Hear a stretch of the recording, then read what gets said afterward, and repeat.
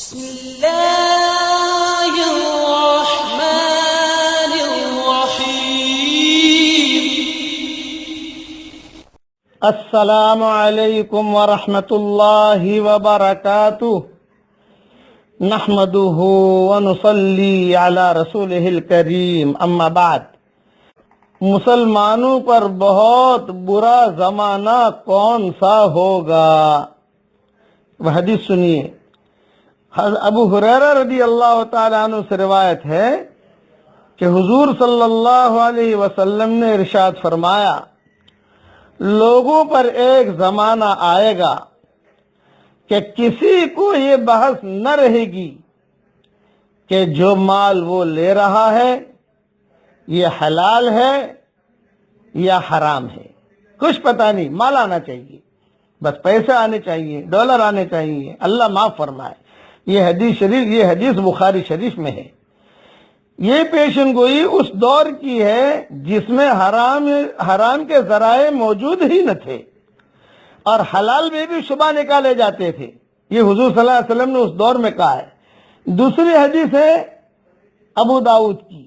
ابو ہریرہ رضی اللہ تعالیٰ عنہ سے روایت ہے کہ آپ نے فرمایا، لوگوں پر ایک زمانہ آ کر رہے گا جبکہ کوئی شخص ایسا نہ بچے گا جو سود نہ کھائے. اگر وہ کھائے گا نہیں تو غیر اختیاری طور پر اس کا دھواں ضرور اس تک پہنچے گا. یہ حدیث مسند داؤد میں ہے، ابو داؤد میں ہے. ہمارے تھوڑی سی تشریح سن لیجئے. ہمارے زمانے میں بیرونی تجارت کا حال سامنے ہے اور اندرونی ملک میں معاشی طریقوں کی اب تریبی پوشیدہ نہیں ہے. یہ اس زمانے کی پیشن گوئی ہے جبکہ سود خوری سے لوگوں کی روح کانپتی تھی. سود کا نام سنتے ہی روح کانپ جاتی تھی. آج کے زمانے میں تو جو ہے نام دے دیتے ہیں، الگ الگ فتوے نکال لیتے ہیں، الگ الگ مفتی صاحب کے وقت جا کر اپنے مطلب کے فتوے نکال لیتے ہیں. یہ چیز نہیں ہونی چاہیے. ایک جملہ یاد رکھنا، خواہشات کی دنیا کبھی بھی پوری نہیں ہوگی اور حاجت اور ضرورت کی دنیا پوری ہو جائے گی. حاجت تو اللہ تعالیٰ پوری کر لے گا لیکن خواہش یہ کبھی پوری نہیں ہوتی. وہ شوق تو پورا ہوتا ہی نہیں ہے اور شوق جو ہوتا ہے وقتی ہوتا ہے. شادی کی 1 مہینے کا شوق، کبھی 1 مہینے کا شوق ہے، بعد سرور و شہرین کہ 1 مہینے کی خوشی، بعد لزوم و مہرین کہ اب مہر دو بھائی، چلو اب جو ہے ٹینشن فکر یہ شروع ہو گئی. تو شوق تو جو ہے وہ آدمی کو اصل اپنی ذمہ داری سمجھنی چاہیے. حلال اور حرام کے بارے میں تمیز کیجئے. جیسے اچھے علماء برے علماء کے بارے میں تمیز کرنے کو کہا گیا، ویسے حلال اور حرام روزی میں بھی تمیز کیجئے. کسی زمانے میں لوگ سود کا نام سنتے ہی کانپ جاتے تھے، کسی زمانے میں حرام سے کانپ جاتے تھے.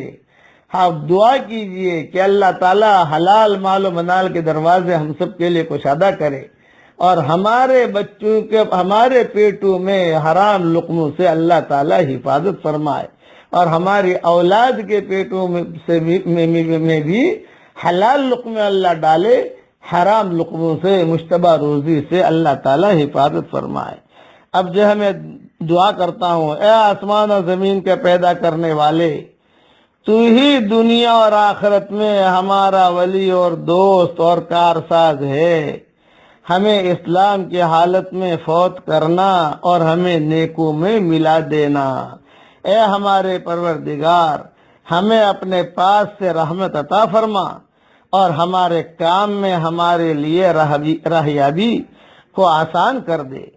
اے ہمارے پروردگار، ہمیں جہاں بھی لے جائے اچھی طرح لے جا اور جہاں سے نکال اچھی طرح نکال اور ہمارے لیے اپنے پاس سے غلبہ اور امداد مقدر فرما دے. اے ہمارے پروردگار، ہمارا سینہ کھول دے تیرے دین کے لیے اور ہمارے کام کو ہم پر آسان فرما دے. ہماری زبان کی گراوی کھول دے تاکہ لوگ ہماری بات اچھی طرح سمجھ سکے. یہ دعا تو ہمارے لیے قبول فرما. اب پڑھ لیجئے میرے ساتھ، ربنا لا تزغ قلوبنا بعد إذ هديتنا وهب لنا من لدنك رحمة إنك أنت الوهاب. جو یہ پڑھتا رہے گا اس کا دل انشاءاللہ کبھی بھی ٹیڑھا نہیں ہوگا. جب دل ٹیڑھا ہو جاتا ہے تو ہر چیز ٹیڑھی ہو جاتی ہے. دلوں کا سدھرنا بہت ضروری ہے، اس لیے یہ دعا مانگتے رہنا چاہیے. اللہ تعالیٰ یہ دعائیں ہم سب کے لیے قبول فرمائے. آمین. السلام علیکم ورحمۃ اللہ وبرکاتہ.